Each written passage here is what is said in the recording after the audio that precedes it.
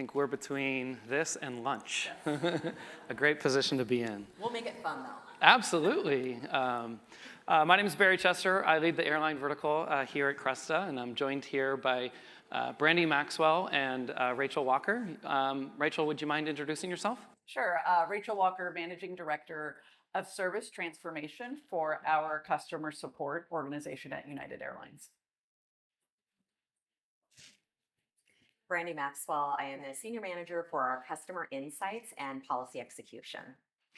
So first question, Rachel, Brandy, when you guys first decided, so we've been working together for a long time, but even prior to the partnership, you guys stood up a Insights to Action team. What is that, and what does that mean, and why did you create it?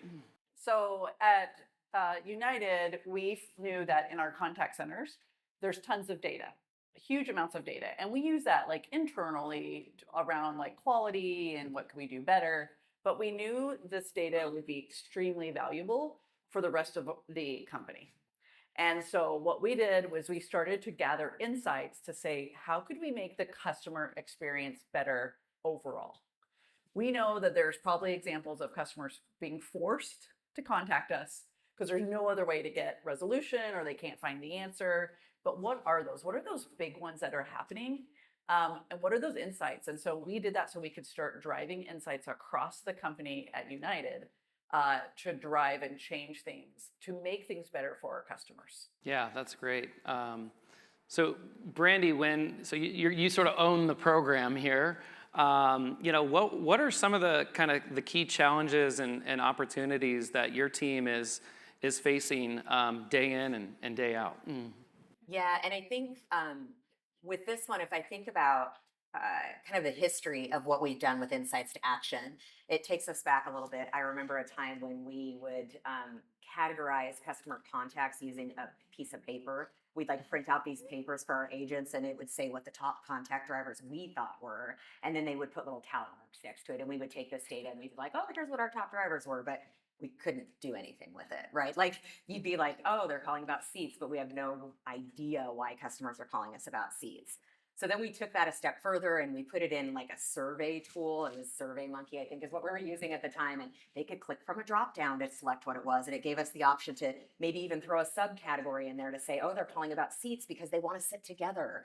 And so we kind of transitioned into that. And then we moved into another tool that actually allowed us to take the speech and turn it to text so that we could analyze the text in the conversation. So there was a little more automation built into it. You could like look at the keywords and try to break down the categories. And it was a good tool for us at the time that we needed it, just like the paper tallies were, right? You kind of transition as you go. And so it worked well at the time. But some of the challenges we faced were really at the time when we were in that tool, it did not, it was really hard for users to use. It had a terrible user interface or a really challenging user interface. And you would train somebody in it and it would take them forever to get up to speed on how to use it. And then we also found in that tool that it was very difficult to change. So if there was something changing in the moment, the tool couldn't easily change with us. And in addition to that, it wasn't real-time data. We were about 24 hours behind. And even once we caught that data 24 hours later, it was really difficult to dig into that data. So up comes Cresta, and we had already decided to use them for our call recording platform. And they approached us and said, hey, we have this Insights platform, and we really think that it would benefit you to start using this Insights platform. So we took a look at the tool and we looked at how easy the user interface was.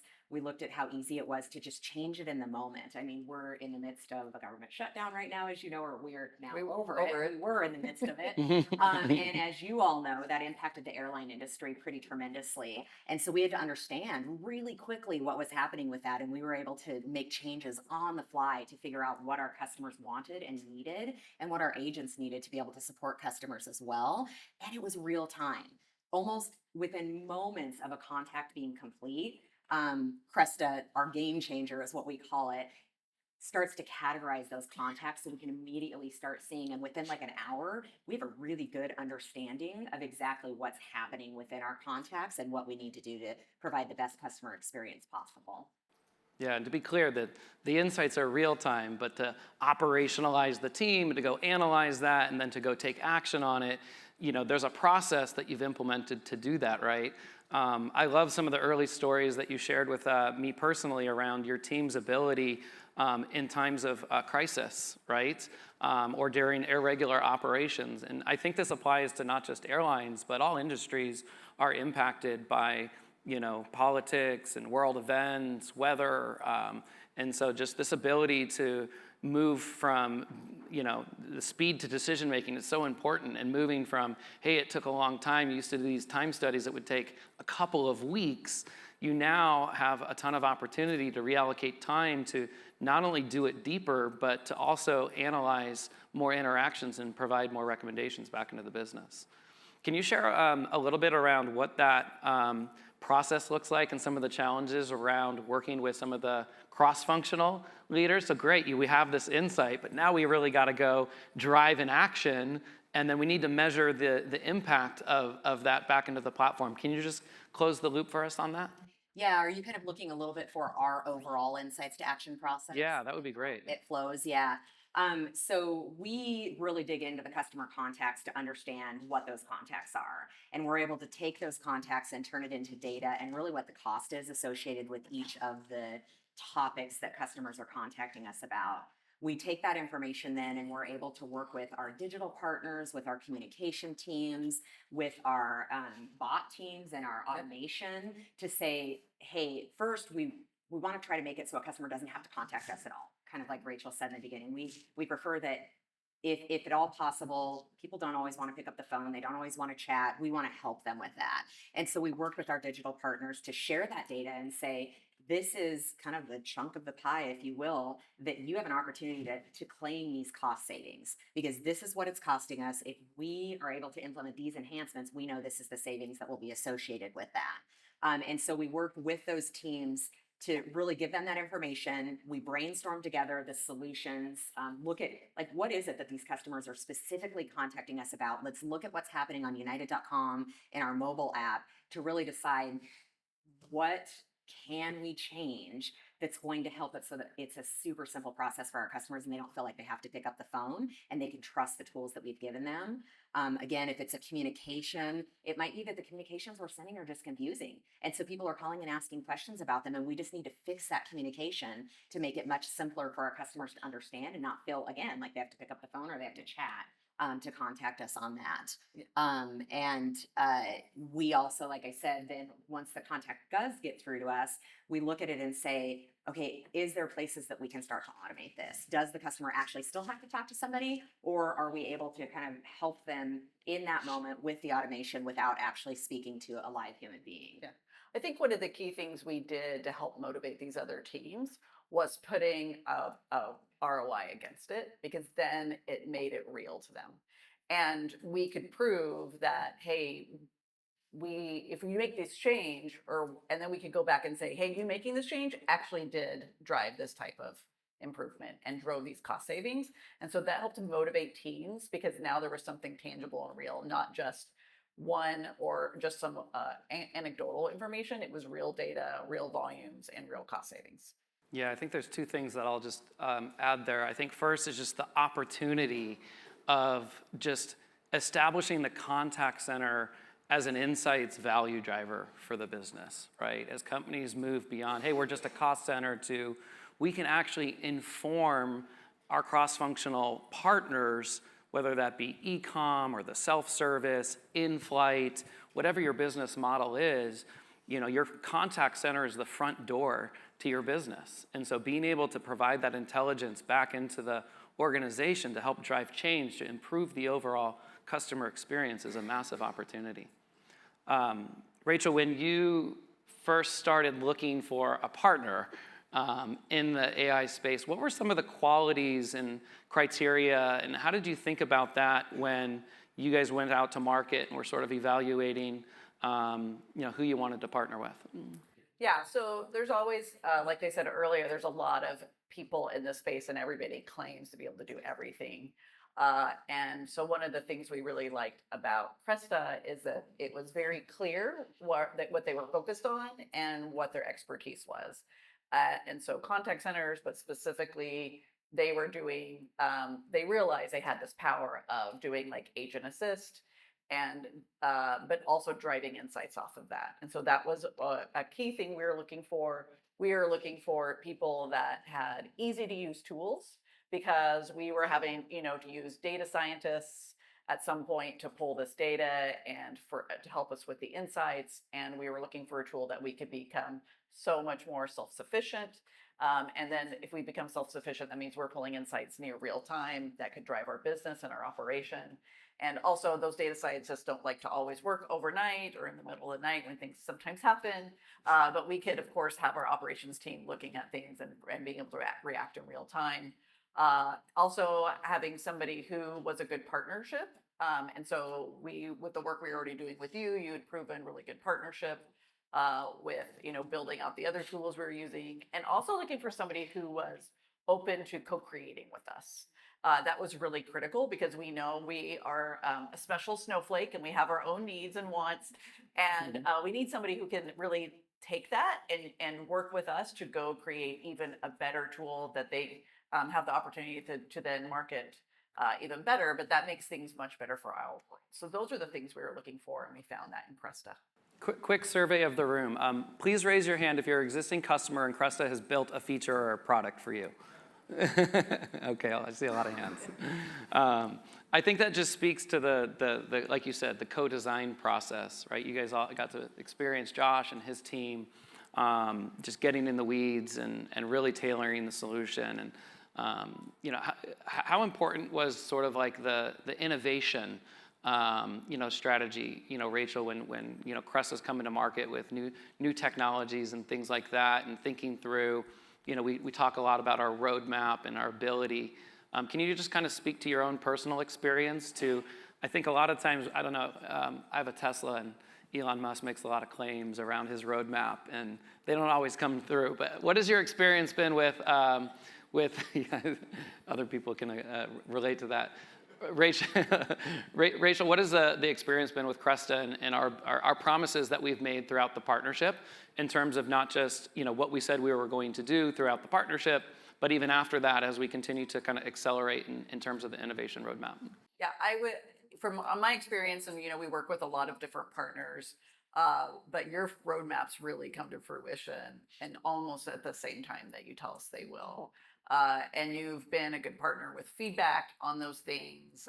And I would say probably the biggest one that we're really enjoying or taking advantage of is the AI analyst.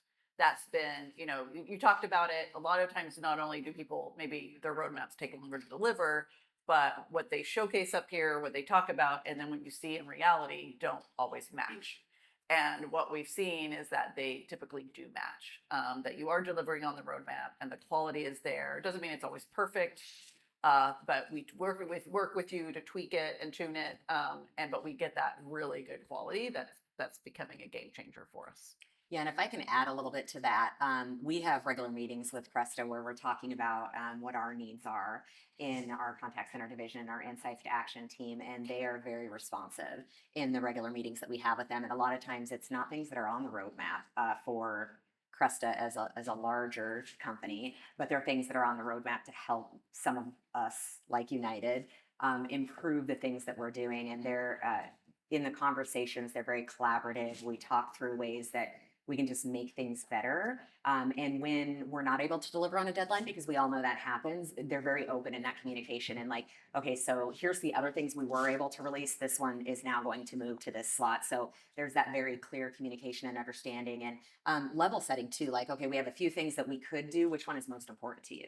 And let's go ahead and move forward with that one because we can't get them all done, but let's pick which one we can do to the best of our ability. And so it really is a great collaboration and a great partnership that we have, where a lot of the enhancements that we've requested, we've seen come to fruition as well.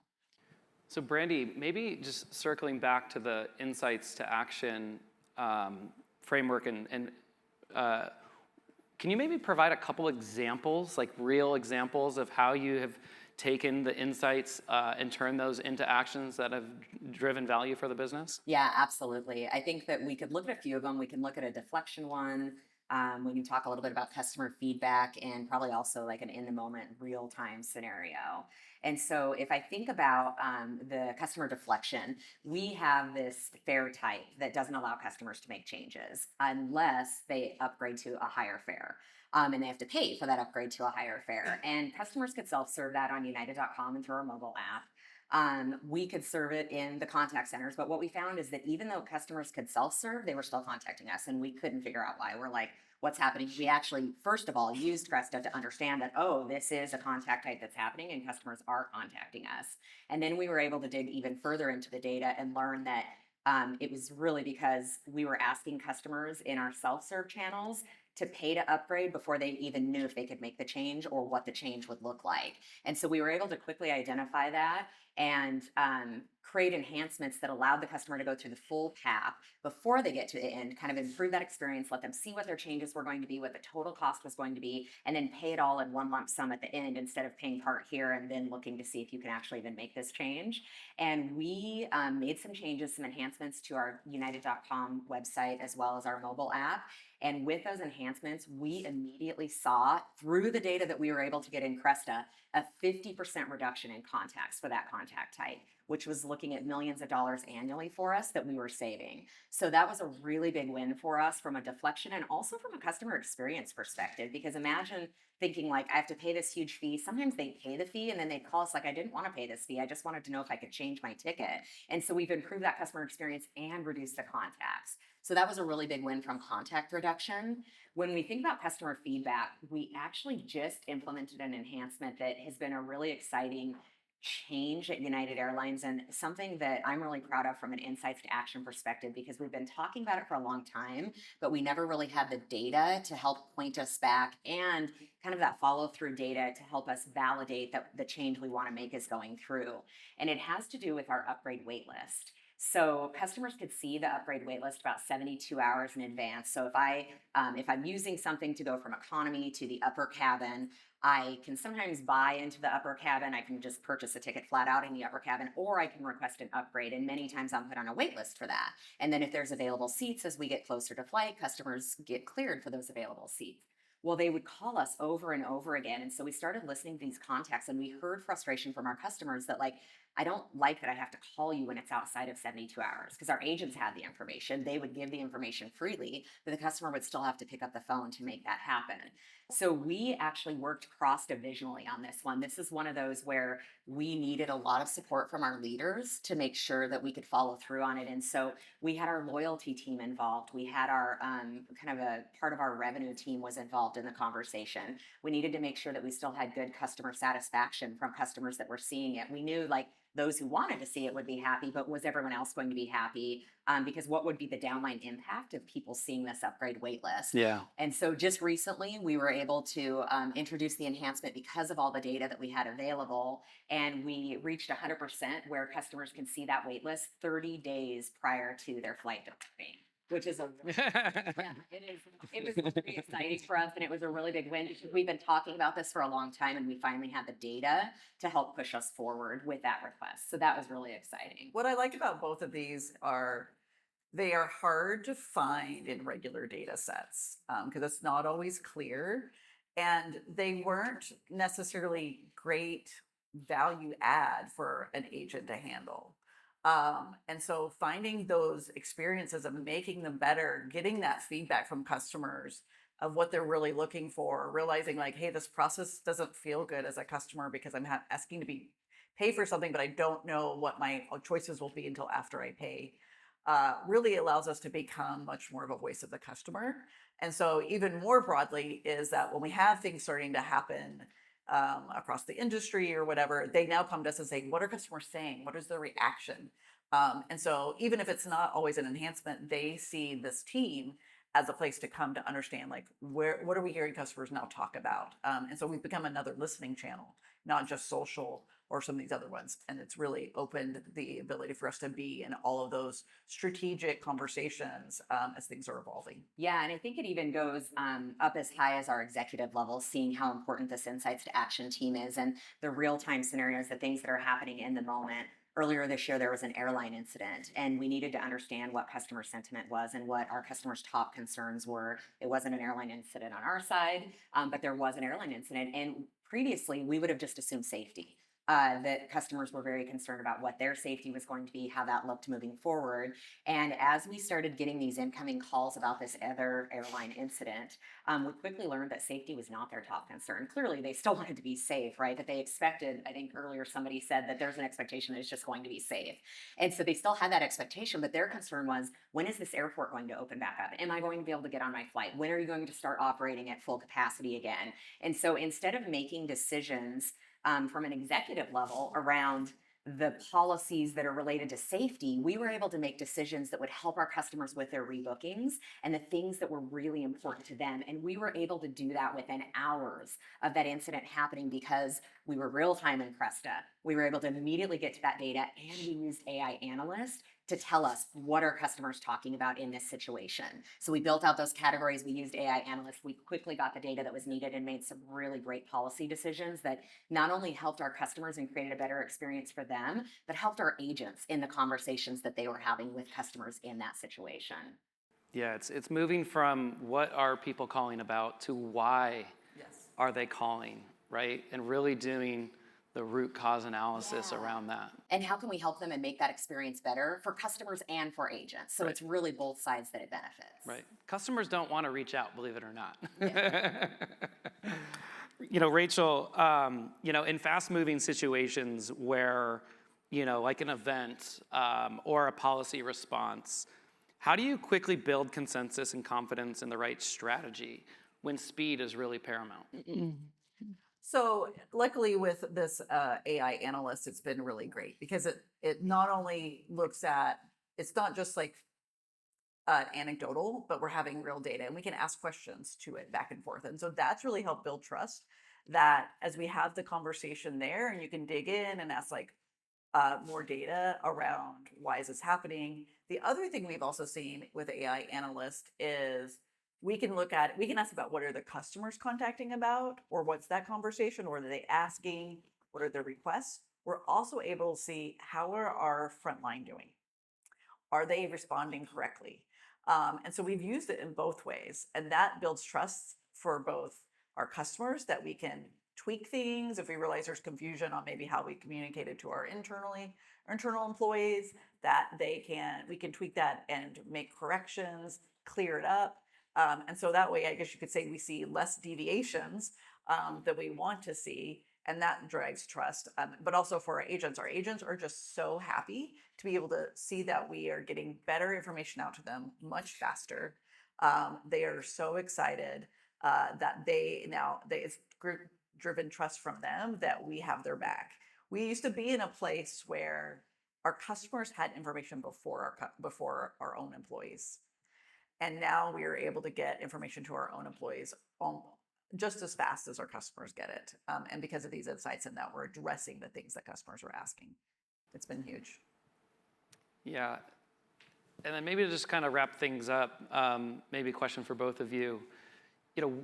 Where do you see the Insights to Action team and program going next? Rachel, we'll start with you. Sure.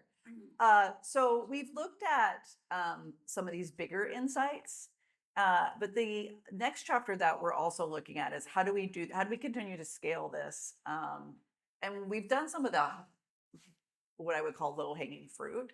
It's also thinking about what are some of the things that have similar themes, but maybe have one or two better ways to resolve them. And so we've got that. The other area that we're starting to really dig into is what we call reducing complexity. And so there's areas that maybe one area is fine. So if you're talking about traveling with a lap infant, but when you string all the pieces together, it's actually really confusing and it's not really clear what that experience should be. And so we're starting to use this data of where do we just create kind of either fragmented experiences for customers, or where's there not incongruities between a digital experience versus a physical experience when you get to the airport, or even a fragmented experience on board versus in the airport, or even post-travel. And so we're looking at that saying, where should we go, and where are our biggest pain points that we can make things easier to understand? Are there big policy procedure drivers? And also just what we call as challenging some of the assumptions we've always had. And so there's a lot of great power and opportunity in this data, that we can be even thinking about our customers, means even more customer focus on how do we make this a great experience for our customers. Brandy? Yeah, and I think for me, it's probably more about kind of the day-to-day work and looking at how do I keep the team size the same and get more done with less, right? So the same number of people, how do I get more done with this number of people? And that's probably what keeps me up at night. But I think the good news is there's a lot of features within Cresta that we'll be able to use to help really, whether it's AI analyst helping us dig into some of those bigger categories. So we talked a lot about how we use it in kind of those real-time moments. We don't use it quite as much in our larger categories, but there's an opportunity for us to do that there. And so how do we move forward with that, and what does that look like? And then Barry and I were actually chatting earlier about one of the new features or the new products that's being introduced. And it was the one with the QR code. What was it called again, Barry? Automation discovery. Automation discovery, and how, yes, that can help understand how to automate different things within, so that it's your bots or your AI agents that it's teaching you how to automate. But it can also help us understand what those flows are for enhancements on our website and our app. And I was like, oh, that's brilliant. That's actually a great idea, because that's a lot of what we spend our time doing as well, is working with our digital partners to say, well, if you do XYZ, it will make the flow easier for the customer. And if there's a tool within Cresta that can do that for us, so that it's already saying like, hey, here, do XYZ, and it's going to make a difference, we can hand that off to our digital partners, and we can move on to the next thing to continue working through whatever that next enhancement is. So that's really exciting for me to think about, just being able to kind of up our game in what we're doing with our Insights to Action work stream. Yeah, and Rachel, I know you have automation top of mind for you as well. What did you think of automation discovery and its ability to help kind of inform the insights and actions as it relates to automation? Are you excited about that? Yeah, I'm really excited about that, to see how is it determining what's right for automation versus what's not. I also curious around how, what are those deviations and why are they there? I know we get a lot of unique things that are now coming in. What we're starting to see in our journey is a lot of those easier things, even if they were considered mundane, are now not coming into our contact centers, which means our employees are having to do harder and harder things. And they can emotionally connect, but some of those harder things there's not a playbook for them, because they're one-offs.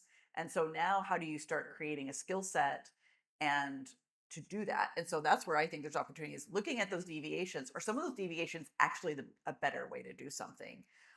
Is there some best practices that maybe we should make the norm, because they're actually solving problems better and faster?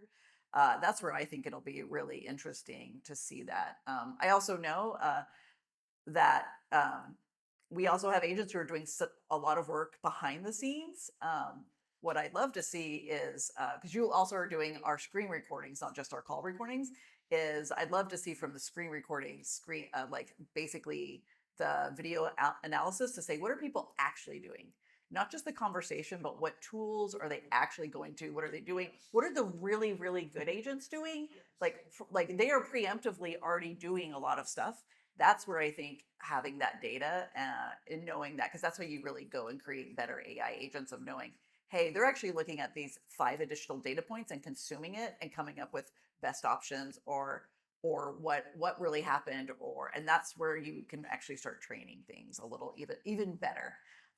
And so that's where I'm excited about where we're going with this data. Yeah, I know the team is thinking about that, but we won't go down that path today.